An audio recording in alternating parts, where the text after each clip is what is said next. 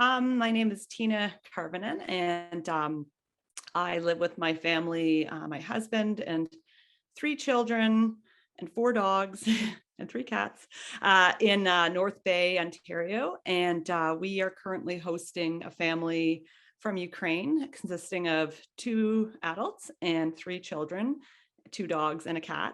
And so it's a lot of people and animals. And yeah, so we have been hosting them since August 31st, so a little, coming close to 2 months now. And we've known them now just online, basically, since March. And so many months getting to know each other online, and then a couple months now where we've been physically together. And yeah, it's about us. Yeah. Amazing. So how did you start helping Ukrainian families in your area? It started in a bit of I guess in an unusual way, because I hadn't really ever set out to host a family or to even really do really all that much direct helping. But once war broke out in February, I was really affected by it, like I'm sure most people were. And it seemed so unreal that such things were happening in Europe in the 21st century. And so on. And I was following the news, and I was following different stories about what was happening. And I don't even know how I came upon this, but on Facebook, I found a page that was about Ukrainians that were fleeing war with their pets. And I was reading through the different posts, and it was just really struck me because these were families that were trying to leave with their animals. And that's a lot harder to do than just leaving, with your human family. And so they were asking for help in terms of accommodations that would help them keep their animals with them, or even cases where they were asking if somebody could just please take their animals or something. So they were, it was really interesting. And to me, I have lots of animals myself. So we have 4 dogs and 3 cats and horses and some other little animals too. So I had imagined how difficult that would be if we tried to leave our home with all these animals and children and everybody. And anyways, as I was looking through the posts, I saw one of a family trying to leave with 2 dogs and a cat and a guinea pig, and they were trying to get to Denmark. And there was a comment from the poster that said that ultimately we want to go to immigrate to Canada.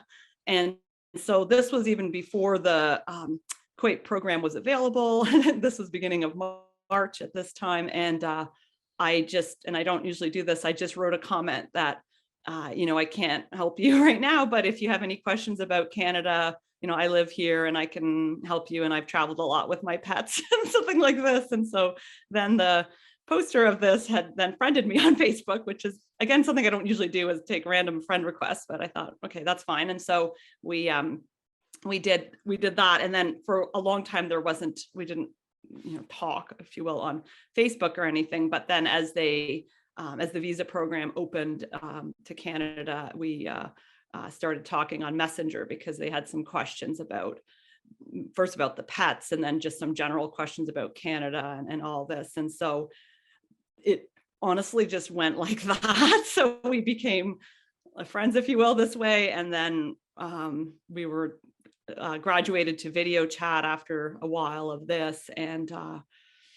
honestly, it just kind of went like that. So I don't know, it sounds kind of strange, but friended them in this manner, and then found them to be just regular people and nice people. And it really broke my heart to think that they were in this situation where they had to leave everything behind. And so at this point, it became obvious that I needed to help them with whatever I could. So that was kind of the start of it. It's a long story from there too, but I don't know, we got to save that for other questions, I guess. Yeah, that's amazing. Just seeing how, I suppose, that one small act of online kindness, just sharing your love for them in that comment and offering your support, has transformed into something that you completely didn't imagine. Oh, I absolutely never would have imagined. So it's funny how life kind of takes a turn here and there. And so here we are. Yeah. Absolutely. And at what point did you first hear about us, Good Neighbors Canada? That was, oh gosh, that was many months ago now. And that was actually because I've left out bits of the story here as I became more friends with this family. And it was actually a long story because they originally thought they were going to Vancouver and then maybe to Montreal. And I mean, at every step I was trying to just help a little bit with like connecting with people that I might have known or giving info or whatever I could.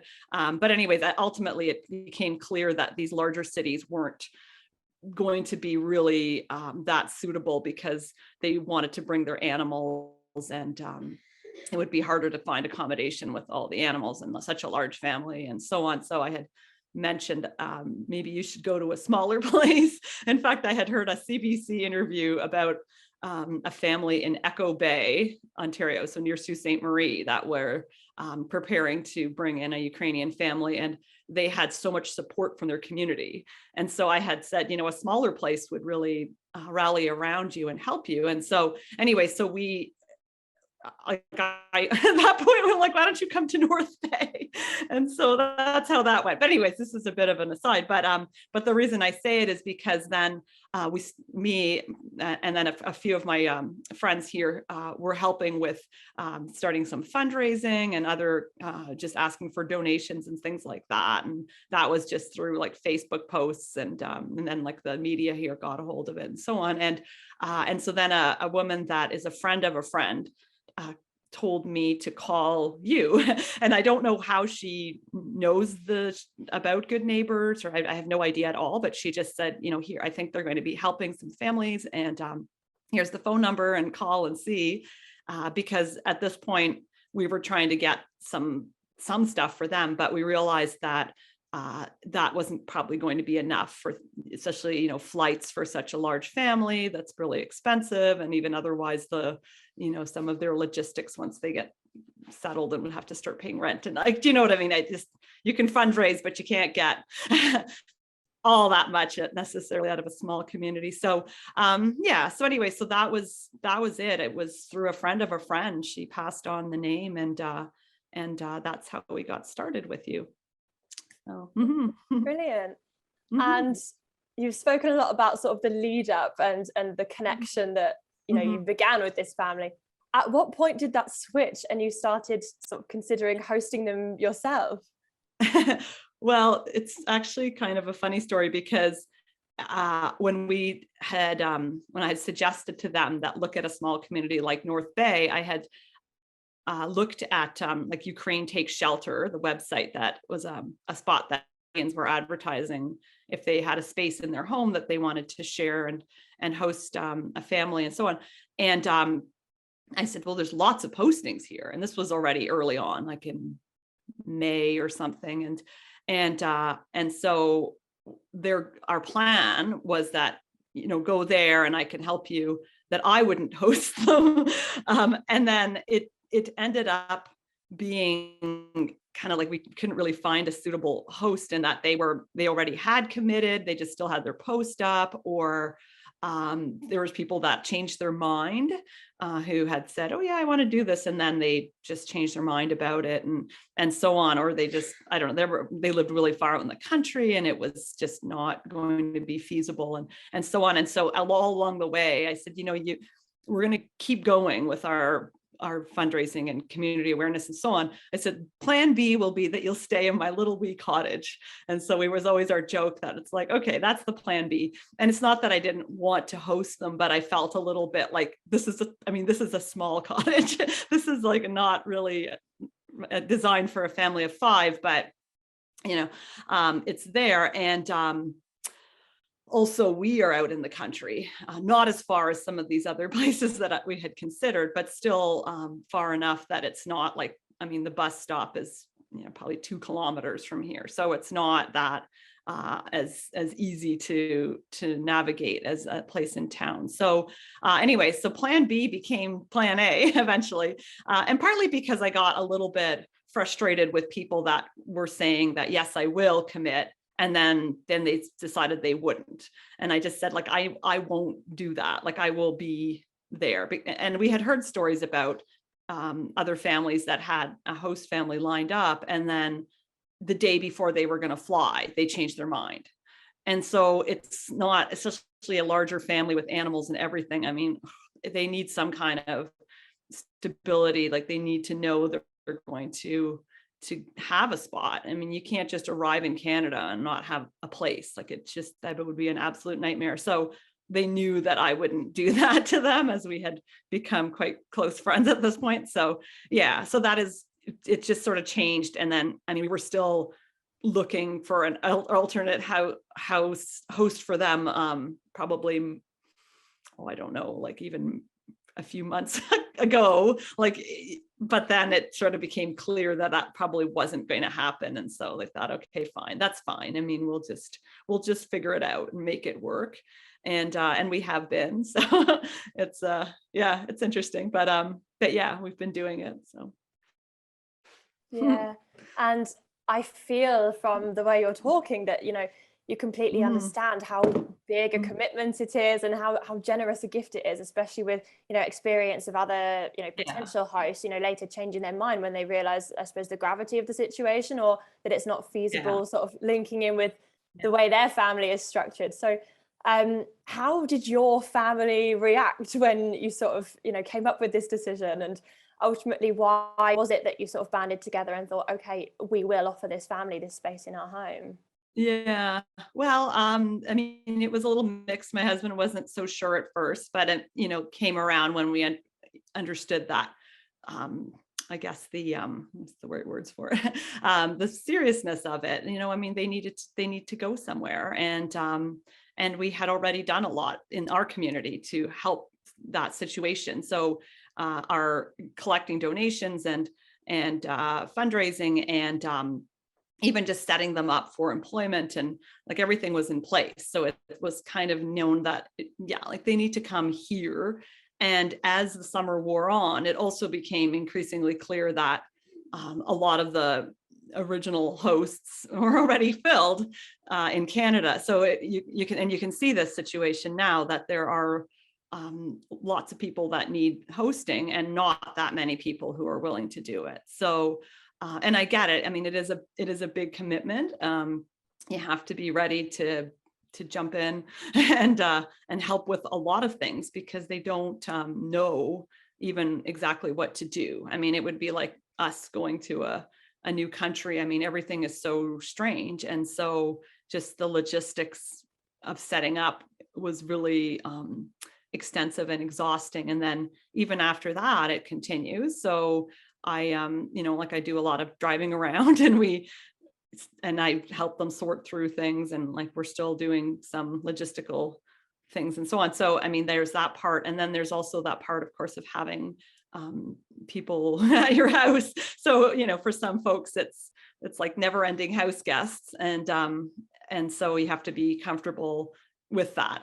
And for some people, this might be wonderful if you were maybe enjoy that kind of atmosphere, or you're lonely, or whatever it is, however you feel you like it, then that might be fantastic. But it is all of a sudden extra people at your house, and so on. But but I mean, we're making it go, and it's that's going well. Yeah, and that's such a gift to a family who, as you said, just needed somewhere to be, and had lots of things set up in your area. So it's a huge gift, and not only to a few people, like I suppose you're making it seem, 5 people and 3 animals. Yeah. So that is a big size of family to invite into your space. Can you tell me a bit more about how it's going? Maybe sort of start from your first interaction with them. Yeah, well, and I assume you mean first interaction, like first physical real life interaction when they arrived. They arrived. Yeah. Okay. So that was actually a very emotional moment for me, and something that I will really never ever forget. Like, that's like right up on my list, because we had spent really, I mean, it was beginning of April that I started communicating with them regularly on Messenger and then video chat. And we did that for months. So if you think of it, I mean, that's April to end of August, many months of, there wasn't a day that went by that we didn't at least talk on Messenger. And we would share always, like, what we're doing, and we would send photos back and forth, and just, and when we did video chat, we would talk sometimes 2 hours just like that. So I felt very connected to them before they got here, which was very weird because that's not usually, at least for me, how I form relationships. But I had spent so much time already talking to them, probably more time than I've spent talking with other people that I might consider a friend or something. It's very weird. So anyway, so when they came, it was emotional for me because I would be seeing them, but then for them, because this is the big moment that they had been waiting for and preparing for, gosh, they submitted visas beginning of April. So, I mean, months and months of that. And there were so many stumbling blocks along the way in terms of visas and when are they going to get here. And it was just, I mean, it just was crazy just to be ultimately at that moment, or finally they would be here in Canada at their destination and safe and everything. And so, so when I went to Toronto and collected them, it was very exciting to say the least. And then when they finally, I told them to tell me when they've arrived, of course, and they video chatted me out of the immigration area in Pearson, and it was just like, and the kids were like screaming, and I'm like, I can't believe you're so close at this point. And it was really like, oh my gosh. And so then I said, okay, well, I'm waiting at the door. So just, the sliding doors at Terminal 3. And when they finally came out, we were all just absolutely overwhelmed with emotion. So, I mean, we were hugging and crying. I mean, I can't even explain. It was absolutely amazing. So, so it was a really, it was a very memorable meeting for sure. And then the interesting part was that because we'd gotten to know each other so long for all those months through video chat, but it just felt like it was like meeting some relatives who I've known forever. So we just slid right into our relationship from there. It wasn't a period of like getting to know each other. It didn't feel this way anyway for me. So so it was pretty good. Yeah, that's so beautiful to hear. And it sounds just like sort of picking up a relative from the airport that you haven't seen in a few months or a few years because they just happen to live in a different country to you. Exactly. Gosh, that's so lovely. So did you have any initial concerns about, sort of their transition or moving into, your property or anything like that? Were there things that were sort of holding you back that you were worried about? I mean, I was worried a bit about logistics of, how am I going to they're going to need to go to work. How am I going to do this? Or if they need to go get things, how are we going to do that? Even though the space, when we first set out, we were envisioning that they would be here at the end of this or beginning of the summer, not the end.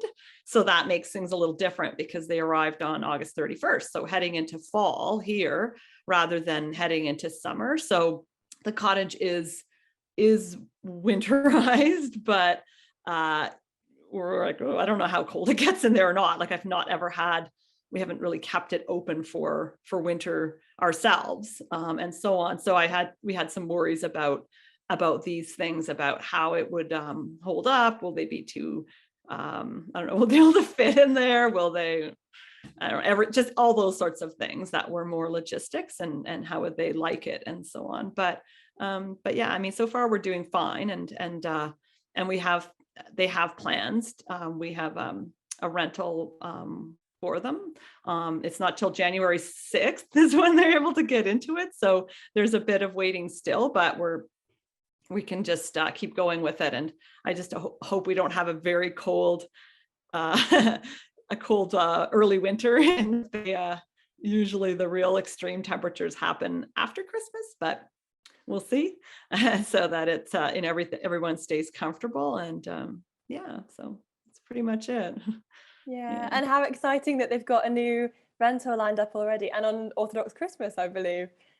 It's That's right before, yeah, right or before, oh, day the of, day 7th. before. Yeah. Yeah, exactly. Yeah, I know, it is so funny. Yeah, so Oh, it's good. lovely. And yeah, so spoken about, you've picked them up at the airport and obviously offered all of this sort of practical support to do with driving them around. Can you tell us a bit more about the other practical support that you've given aside from obviously the temporary home?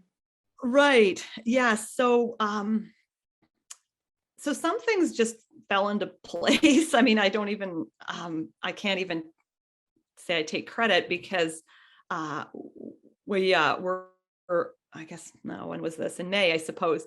And I had made a Facebook post about them and looking for, at that time, a host and donations and things like this. And then a friend of mine who's been really involved in town here with the Vest Project, which is it's an organization that she has developed that raises money for non-lethal non-lethal gear for the Ukrainian army. So first started off with like bulletproof vests and stuff like this. So yeah, so she's been doing that in town, and so she has a lot of reach. And so she shared my Facebook post, which then got shared probably almost 300 times. And then yeah, so then that is when we just had this incredible outpouring of support from the community, people that wanted to donate clothing, household things, gift cards, give their time with, do they need English classes? Do they need help with, I don't know, anything? Gosh, different organizations reached out. So like our local employment organization, the Multicultural Center, the Chamber of Commerce, the Rotary Club. I mean, just many, many, many people that reached out to me asking how they can help. And then some individuals that wanted to do things. So I have a woman that she wants to do a fashion show. Then she's done this before, where does this fashion show with recycled clothes and then makes this big thing and then gives all the proceeds to an organization or whatever, whoever she's donating it to. So she was planning on doing this for the spring for them, and so on. So there's just been this great outpouring of support that I can't say that I've done those things, but that's been really helpful. And then otherwise, in terms of other ways, I mean, it's every time I can look up anything for them, I would do it. So while they were waiting, they say, oh, the pets, what do they need to travel into Canada? And so, yes, we could see it on the website, but they were very nervous about, are there any other requirements, or are we not understanding this? And so I, went and I called the local veterinarian at the Canada Food Inspection Agency just to get it like right from the horse's mouth very well, to be sure there weren't any surprises. And same with everything else, like the logistics of figuring out, how do they get their documentation in place once they get here, the social insurance number, their bank accounts, like everything, just to put it together. So yeah, so I mean, there's all that stuff, getting the kids into school. I don't know, just you name it, what you need.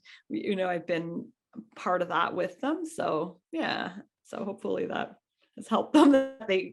To try to figure this all out by themselves would have been really difficult. So it was so nice to get somebody who's a native person here to help, get to figure out the logistics. And just to, off the top of my head, I would know a lot of things, because there's a lot of unwritten culture that we do in Canada that they don't even know about. And so, yeah, I mean, there's been a lot of that, a lot of information sharing and so on. Yeah.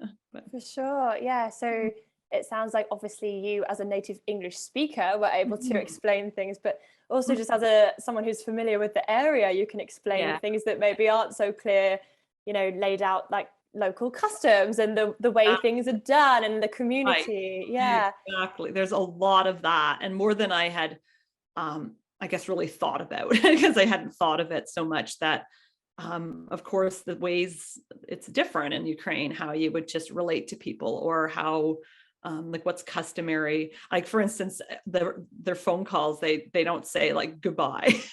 So I had to say, you gotta say goodbye at the end of your phone conversation. Like, why would I do that? I'm like, well, it's just what we do. Okay, so it's sort of like a little tidbit, right, of information that this is generally the custom. We just say goodbye or bye or something like that to show that the conversation is over, rather than just hanging up. That's so Does that sound kind of interesting. rude? Yeah, so there's a lot of things like that that I don't know, you just wouldn't think of better. Yeah. So Yeah. So yeah. supporting them with sort of cultural and social integration, as well as those, more Mhm. practical, obvious things like getting the kids into school and showing them where the bus stop is, things like that. And yeah, how Right. wonderful to Exactly. hear about your whole community banding together. I suppose it's just exemplifies the "it takes a village" saying, you know. Yes, it really does take a village, and it's been, I mean, this is one thing that has warmed my heart tremendously, is just like knowing that there's all these amazing people out there that are so willing to help and are so touched by this whole story. I mean, I didn't necessarily know them before. I mean, some of them I knew, but I didn't realize what they were, who they really were, until we started. I don't know. I guess the sort of evidence of their character once you start working on stuff like this together. So yeah, Absolutely. it's What a great. beautiful place you live in. Yeah, yeah. Lovely. So, can you tell me, Tina, about any difficult situations that you've had, either since the family have been here with you or even maybe beforehand in the planning process too? Yeah.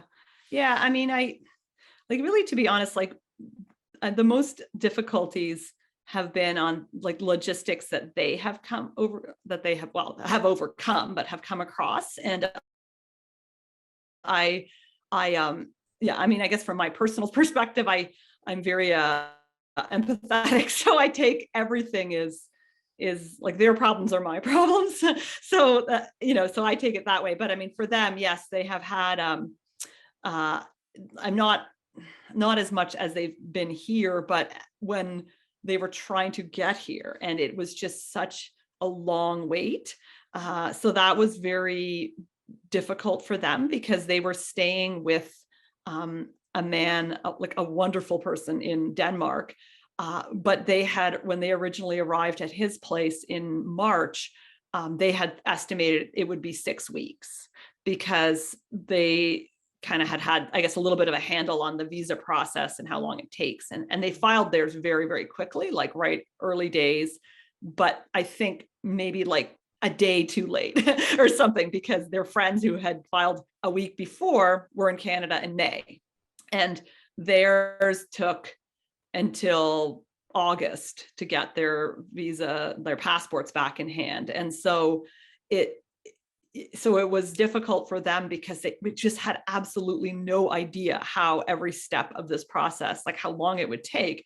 It just seemed like it can't possibly take this long for this little step, and yet it would. And there was not a lot that one could do. I mean, they would phone the visa center or wherever and try to ask what's going on and so on. And yet there were just so many applications. And I think it varied also a lot on where one filed them in Europe. So they were in like the Northern Europe area, and that seemingly was a little bit, had less staff maybe or something, compared to those who were filing them in Poland, where they had really, the government had set it up a little bit more, put more resources there, assuming that would be where most of them were.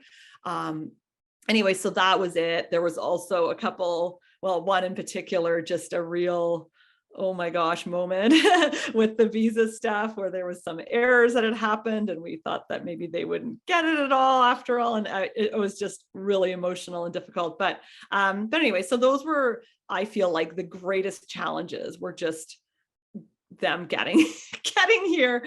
And I know it was so hard on them, because they're staying in somebody else's house that they were meant to only be there for a few weeks, and they couldn't do much in Denmark. They were just sort of waiting, and it was, yeah, even the kids weren't in school there, and it was just difficult. So yeah, so once they got here, I wouldn't say we've really had big challenges.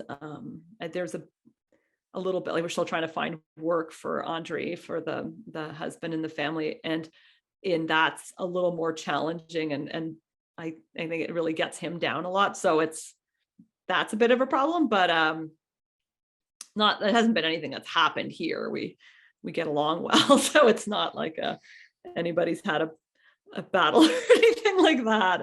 It's just, I feel like we're just in survival mode. Like, how are we going to figure this out? How are we going to figure that out? How are we going to get this done? And so on. So yeah, just day by day, step by step. Yeah.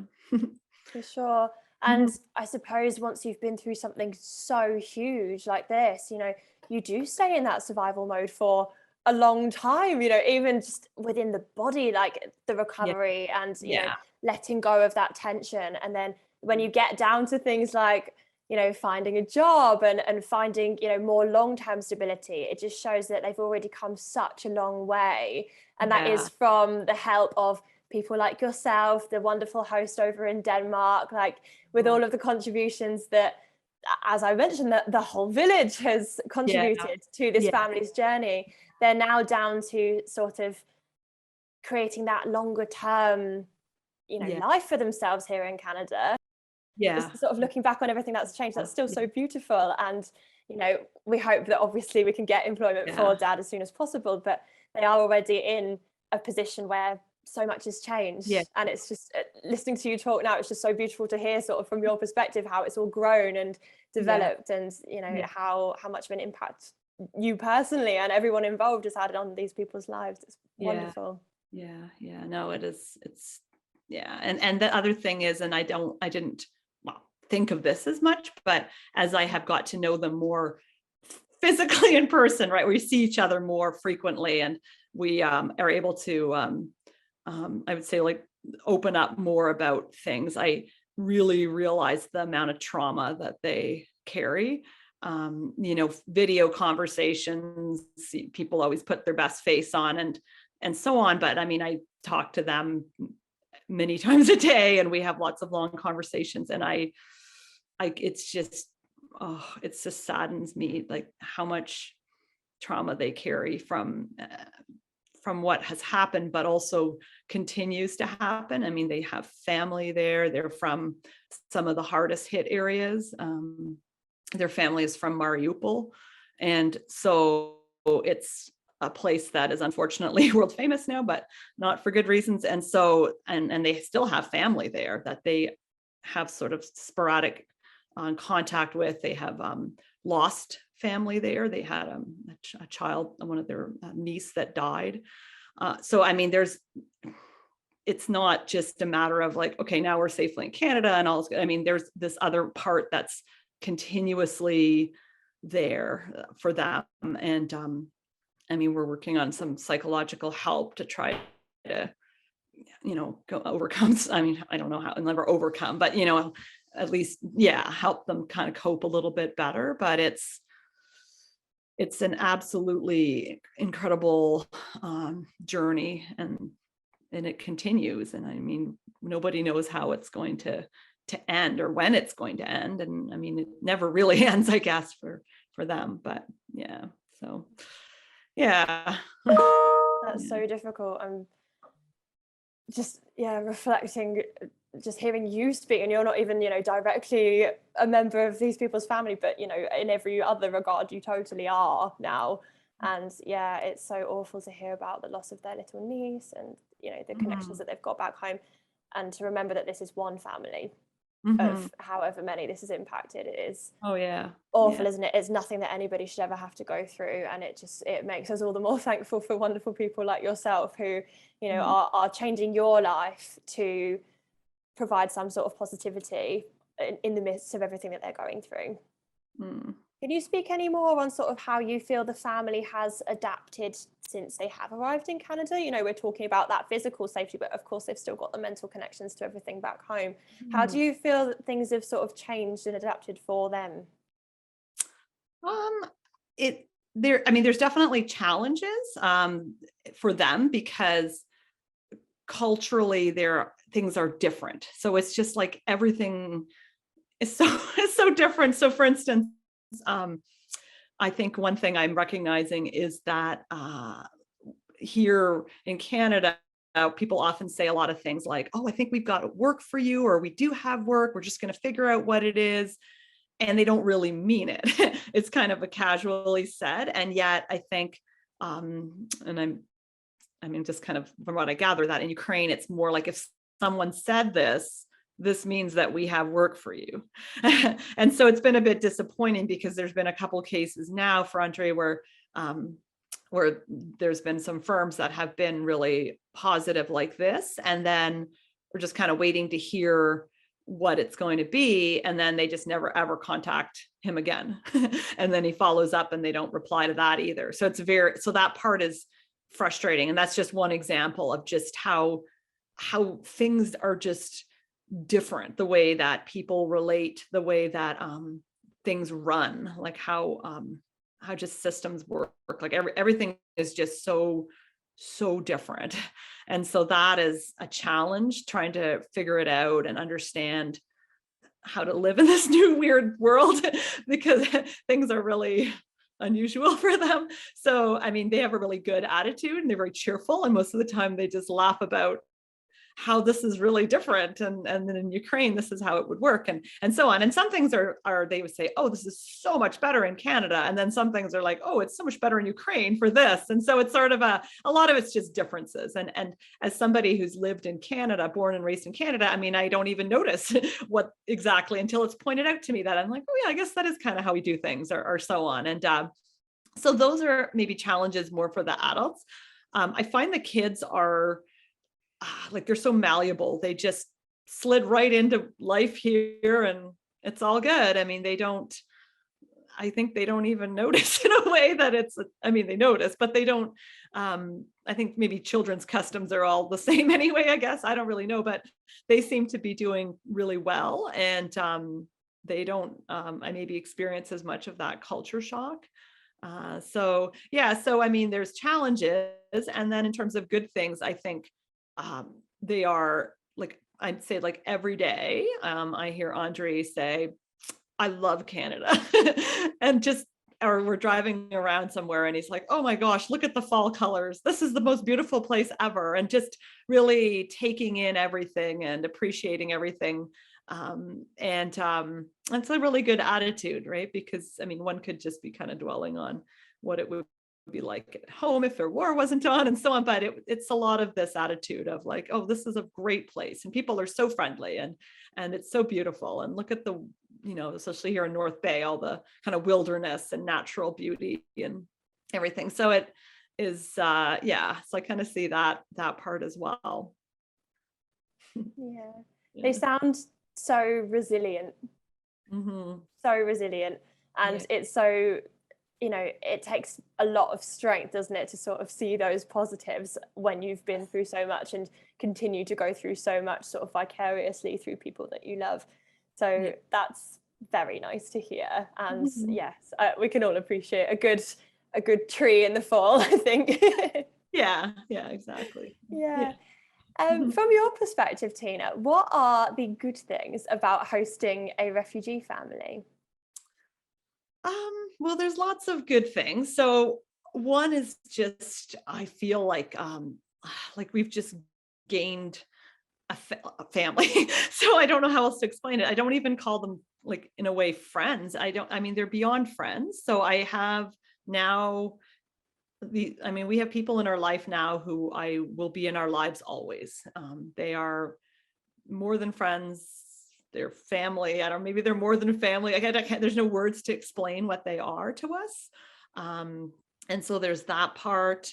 There is, of course, that feeling of helping someone, especially when, and I haven't, you know, there's been a lot of, I guess, reflection that I've done of myself where, you know, life is so busy, you just go with it. You don't think of stuff. But I feel like when I look at my life and how lucky I have been, I mean, probably many people in Canada can kind of feel the same way, that nothing has really ever happened that's been that monumental. Like, we have not had to live through war, at least not directly for many of us. Of course, there's some Canadians that have, but many who have been born here, I mean, it's just not something that has been experienced, nor has, I mean, just any kind of really hard times. Things have been, I mean, my childhood was pretty idyllic, right? I mean, I never worried about anything. I had, family, I had food, and I didn't have to think about anything really other than just living a normal life. And it's continued this way. I mean, I have not had any, I mean, of course, there's always bumps in the road, but nothing really to major hardships to have to consider. And then if you hear about things happening in the world, it's just sort of like far away. It's not really directly related to my life, and we just carry on. And so I think like I've taken a lot of that for granted. And now being like right in the middle of this family's experience in a way. I mean, obviously I wasn't there, but I have heard a lot about it, and it just opens my eyes so much more to that I have been really privileged in so many ways. And even beyond this, just this segment of war, I mean, they shared with me what it was like to live under communism, and other times where, I mean, things weren't always so great. I mean, they didn't have enough food when they were children. I mean, it's things that I didn't ever have to consider or think of. I mean, we just, had a lovely middle-class life when I was growing up, and it wasn't anything I worried of. And even some of the things that happened to them, their loss of their parents at a young age, really truly because there wasn't enough resources for medication or something like this. I mean, these are not worries that I had. My family, everybody survived. I mean, it sounds kind of crazy, but it wasn't a concern. And yet that was a very different experience. And getting to know them, understanding this situation, even their previous experiences, really opens my eyes to how lucky I have been. And I think that's a gift, because it makes me feel so much more gratitude about what I do have. And then if there are problems, I just think, what the heck does this matter, really? I mean, it's so minor, right? It's not really a problem. And so on. So that's, I think, a really big gift. And then I guess another benefit that I have found is that I just think it's been fun.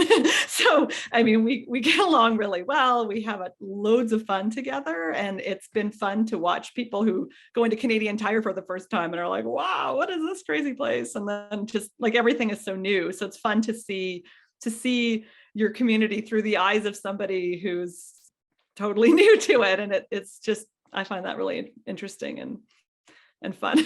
So yeah, so I mean, I think it's been very beneficial in many ways for us, and for my kids too. I mean, they have also lived a charmed life, and so they have a little bit of a taste of, what's happened in other people's lives around the world, that it's not, everyone doesn't live exactly just an easy existence like we do. So yeah. Absolutely. And stark reminders of just how lucky we are like this. It comes from an absolutely horrible event, but it is sort of important to remember, isn't it, that it could be us if we were just born in a different place. Exactly. And showing that kind of empathy and generosity to our neighbors, our brothers, our sisters, no matter where they are in the world, is so important. And you are a wonderful person for doing it, Tina. You really are. I don't know, but thank you. Yeah. Have you shared these sorts of experiences do you know of any other people that are hosting families, and have they gone through anything similar to your knowledge? Yeah, I don't, I know of some people who are hosting, but I don't know them well enough that we haven't really talked. I do know, I'm a faculty member at the university here. So there is a couple other faculty members who I know somewhat well, who are going to be hosting a family, but they're not here yet. So we've shared our lead up stories, but I don't know. Yeah, we have yet to see what their story is once their family gets here. But yeah, otherwise I really haven't. I've lived in this a vacuum here. I don't know. It just sort of went this way, that I haven't really had a chance to talk with anybody else about it and how things are going for them. Yeah, so you've just been reacting on pure intuition then, I suppose, and sort of working things out as you go. Yep, pretty much. Yeah, it's just been figure it out, but yeah. And how accomplished do you feel now for looking back at how much things have changed and the way that you've helped this family? That must be a feeling of pride when you think about it, right? I guess I don't feel that way, and and when people always say, oh, this is great work, I don't really, I don't, it's almost a little bit embarrassing. Like I don't feel that way at all. Like I feel like it's like once I've got to know them over video chat, I just didn't see any other option. Like I just felt like this is what I need to do. And it's sort of it sounds a little hokey, but like a calling or something that I didn't see any other way. And it's not something I normally do. I really haven't been overly charitable in any way ever. I give some money here and there, but I'm not like that person that goes and volunteers at the soup kitchen, or I just haven't done these things. Not that those are admirable and I really should have been doing these things, but I just, life's busy and I haven't. But I don't know. It feels more to me like a family, like my family that needs help. And so you help your family. And maybe this goes back a little bit more to some of my background, because my family is from Finland, but my grandparents were from Finnish Karelia. And so I don't know if maybe you don't know this little history, but at the beginning of World War II, Finland had a winter war with Russia, and Russia invaded Finland and then ultimately took Finnish Karelia and claimed that. And so my family was forced to leave. And they went into Finland, to the main part of Finland, but the government gave them some land.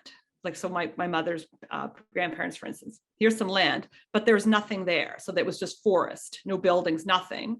Here's some land. What do we do? How do we figure this out? So they had to build, all their buildings and clear the land and make fields and all this. And so my grandfather always really talked about, and my mother too, about how there were people that helped and there were people that didn't. Okay, sorry, this is where I get emotional. And it was the people that helped that really just made all the difference for their survival. They lived in a barn for the first year. So, and that was because somebody gave them a barn. So, it's survival. And once I got to know them, I just didn't see any other option. And I don't know if it's just those stories are just in my mind of that. And so long ago, my family's, having to move in a way, a similar way, an hour to leave. You had to just pack everything in an hour and just start heading because the Russians were literally coming. So you had to get out of there, and that's it. Now what? And so there's so many parallels, I guess. And even though I didn't directly experience that, but I had heard the stories. So it just made me feel like I have to be the one that helps. I'm not going to be the one that just makes it easy for myself and just turns my back. Sure, it's easier just to go on with your regular life and ignore that and not think, well, somebody else can deal with it. It's not my problem. Why do I care? But, I can't do that. So anyway, so maybe this is a pay it forward. I don't know from all that business. I don't really know, but So anyway, so I feel not accomplished at all, but rather just that it's sort of a duty, a thing to do, I guess. I don't know. It doesn't make sense, maybe. Do you know what? In a weird roundabout way, that makes perfect sense. Okay. It sounds to me as though you feel it's just a part of you, is not obligation, because it's still, I know that you recognize the value of what you're doing. You're not seeing it as like a chore, but you're seeing it as something that you must do because you care for these people and you don't see any other way. Yeah. And that really just highlights the beauty of your character to me. That's so gorgeous. But yeah, I completely understand what you're saying, actually. And Okay. yeah. And Mm. especially, I suppose, from growing up with those stories from your family, you know, as you say, you didn't live through it, but you understand, and Mhm. you've felt love for people who have been through something awful like that themselves, and therefore, why could you not feel the same when presented with a new Mhm. family in the same situation? Yeah, yeah, Yeah. But exactly. I would like to zoom out for you, because of course you're sort of in the thick of it. What you're doing is incredible, Oh, and not everybody has so much love and so much generosity as you. yeah. And it no matter how you feel about it, Mm. other people view you as a hero because you are. No. Because as you said earlier in our conversation, where else were they going to go? You've Yeah. given this family somewhere to be, and to be safe, and to pause and breathe after such trauma. And that's really incredible. No. Well, thank you. Thank you. Yeah. So I suppose, turning back to the family, or yeah, your new family, what Mhm. do you wish for them, for their future? Oh, I wish a lot of things, and I wish it every day. I'm not religious, but I still make a little wish every night. I wish for them to, well, in the immediate future, for Andre to find work in a law firm. He's actually a very accomplished lawyer, cannot work in Canada as a lawyer right now, but that's his goal in the future is to follow the path of accreditation and become licensed in Canada. But so please find find a job in a law firm as a law clerk or anything to give that experience as well as employment. That's my immediate wish. They wish to also get permanent residency, and we have explored all these paths. And so I'm not even going to say I wish, because I just feel like I know it will be successful. And so become permanent residents. They don't want to ever go back to Ukraine, because of just, I guess, partly because they don't have anything much to go back to, but also just the feeling of that, of it not ever feeling really overly safe. And so they don't want to have their family there. So they are seeking permanent residency. And then I honestly, I could just see Andre going through the process of accreditation through an internationally trained lawyers program, doing the coursework, going and writing the bar exam, and becoming an accomplished lawyer in Canada like he was in Ukraine. He was quickly rose to the head of a legal department and had some really big accomplishments there from extremely hard work, like worked 7 days a week for 10 years straight without a holiday. Yes, I mean, just absolutely sheer dedication that took him to this level. So I always say to him, I'm like, you will get it back. You will be there again. Like, I know how you are. It's just the little steps, day by day. So my wishes are that those short-term wishes, but then long-term, that he can find that career again that he loves and be accomplished, and the kids can do what they want to do and have nice, happy, productive lives in Canada. And that's their turning story. And so many of us have these stories of, oh, our great grandparents or our grandparents came from so and so country, and they were escaping this or finding a new life, and here I am now, and I'm doing great. Like, basically. And I just hope that their kids and grandkids, everybody is just finds that peace and happiness in Canada, and that's their story one day. Yeah, so I guess that's my wish. Oh, Yeah. thank you for sharing that. I am very much the same. I'm not religious myself, but there's still part of us that wishes to something, isn't there? So Yeah, exactly. the power of positive thoughts is something we Right. all feel, no matter who we send those thoughts to directly. Right. Exactly. Yeah. Yeah. Yeah, that's Yeah. wonderful. And yeah, the fact that so many of our population here in Canada does have those sorts of similar stories of people fleeing horrible circumstances in other countries. We hope for them to become part of that story, and always have it be part of them, but Mhm. that be sort of the beginning of the chapter of their safe, stable Right. life here in Canada. Yeah, exactly. Yeah. Lovely. And just a final question then, reflecting on your entire journey with this family, right from, connecting with them online and now hosting them on your property. If a similar circumstance were to arise in the future, would you do this again, do you think? It's sort of an interesting question, because when I first considered what you said at the very first few words, would you do it again? Like for them, like without a doubt, because of our connections. Would I do it for another family? I mean, I would, but I feel such 150% commitment to them. So I suppose once they have, gone on their journey and are not needing me so much anymore, then that would perhaps open it up for me to do that again. And I think that I would, because it's important, right? I mean, it's what makes the difference. And maybe some other, I really am quite ignorant to other groups in terms of other countries that have had their own crises and so on, but I believe that in some of their cases, they get perhaps a little bit more assistance from the government in terms of housing and so on. And I see for the Ukrainians that they get a little bit of money from the government, like a one-time payment and so on, but really that's kind of it. So there's not housing, there's not a lot of assistance for getting, I don't know, anything really. So they're on their own. And so they need Canadians to just volunteer, like just to step up and be their angel. I mean, that's what they need. And for some, maybe it's not even that long.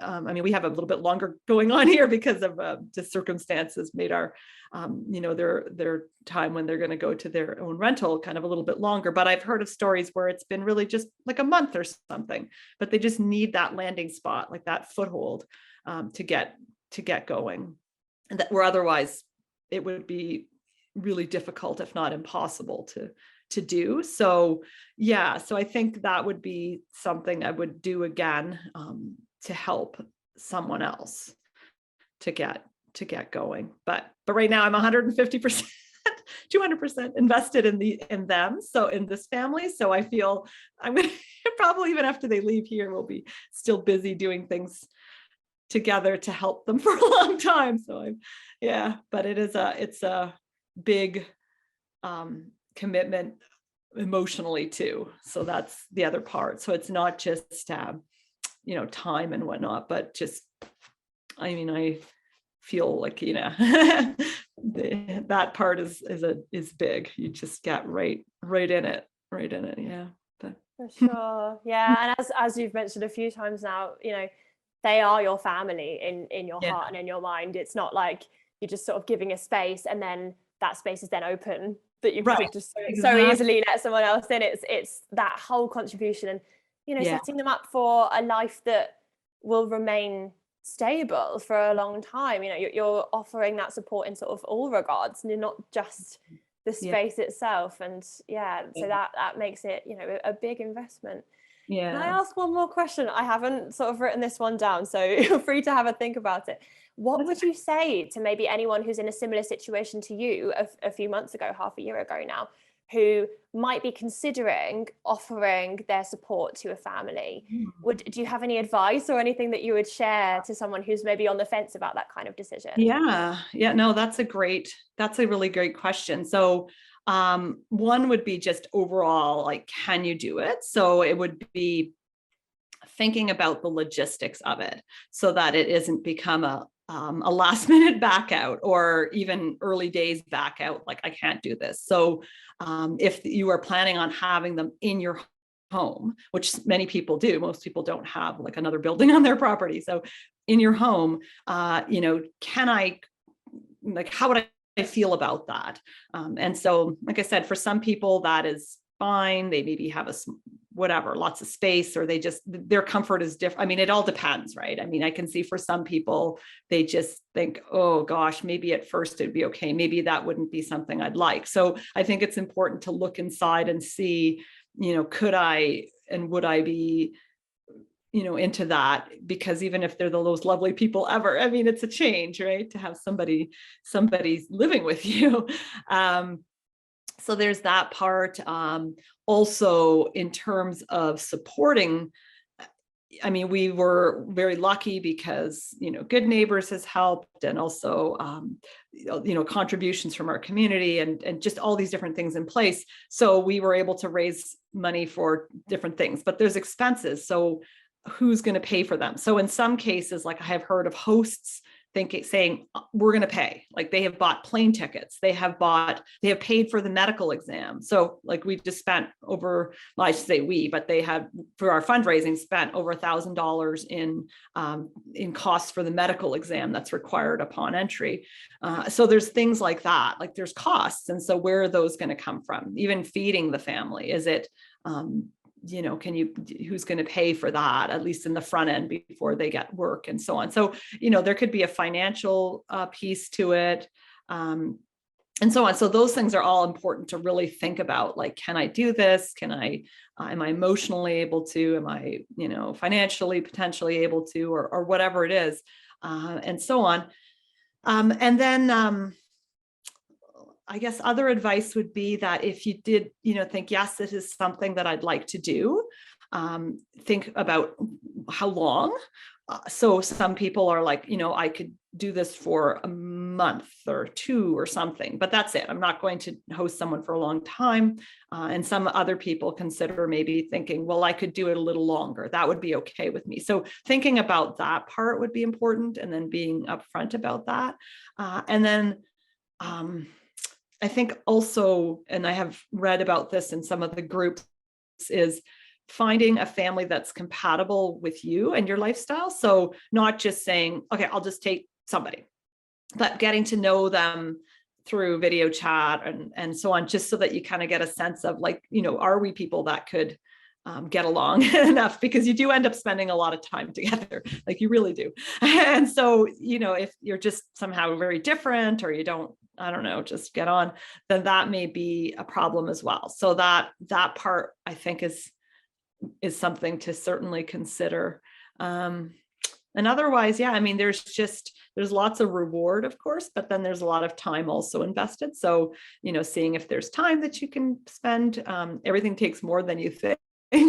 Even the logistics of getting things organized when when they arrive is more than you might imagine, in terms of running around and, oh, that didn't work, now we got to go and get that document and do this, and oh my gosh, it just becomes a bit of a runaround sometimes. So that is another part to consider, like, do I have time for this as well? So yeah, so I think those are all valid. And but otherwise, yeah, I mean, with our family, I mean, they are, they're, like I said, they're fun, they're lovely, they are very, very helpful. So I mean, it's not nice to expect someone to do things. I didn't expect anything out of them, but they're all about, like, oh, if you, in Ukraine, if you live somewhere, you help out, you don't just sit there and watch other people work. So, we have horses, and Andrea is out there every morning and night doing chores side by side with me. We are, even this weekend, my mother is moving and they're all going to come with me and help clean her place out. And so it's like, it's not even a question. They're just like, if there's stuff you need to do, we are there with you. So it's yeah, definitely a very family feeling.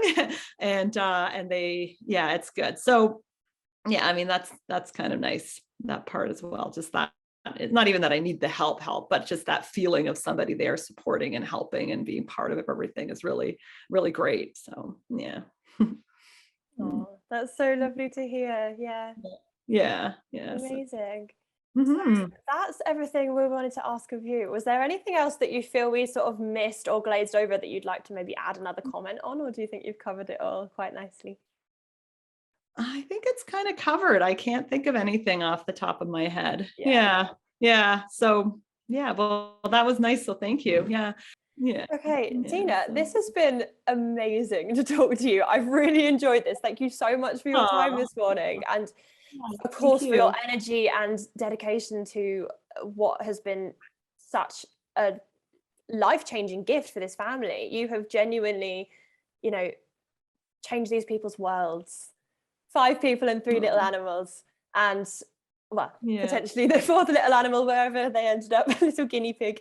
But it's something that is so incredible, and I really hope you were talking about how it feels like right and a duty, but I hope you are able to sometimes zoom out and go, I am doing a good thing.